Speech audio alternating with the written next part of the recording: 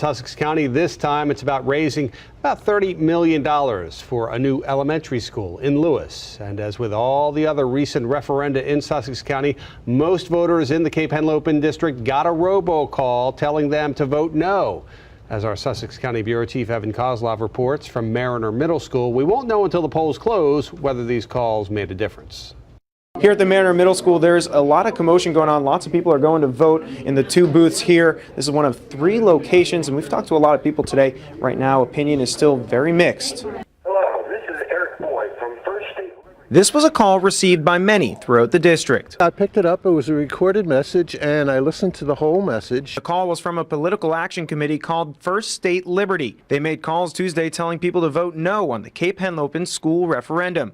And if this name sounds familiar, that's because they made similar calls before. On February 27th, they called people to vote no in a Seaford referendum. A month later, they were vocal once again, making calls on March 25th, urging people to say no on that district's referendum. PAC or no PAC, Superintendent Bob Fulton says the money is definitely needed to alleviate the overcrowded schools. They're looking for a tax increase of 27 cents over 3 years in order to raise about $12 million locally.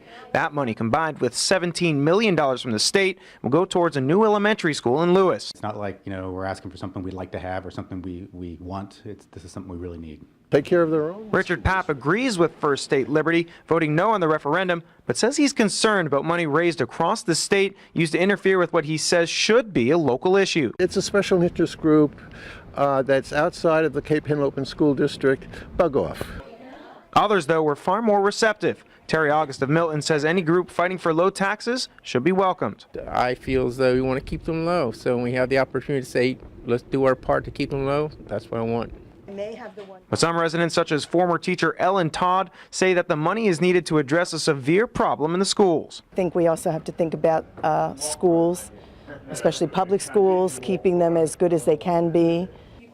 The school's future still up in the air. Now, if you haven't voted yet, no need to panic. You still have about 3 hours to do so. Once again, there's one here in Milton, another one in Rehoboth, and another in Lewis. Reporting in Sussex County, Evan Koslof, WBOC News in Milton.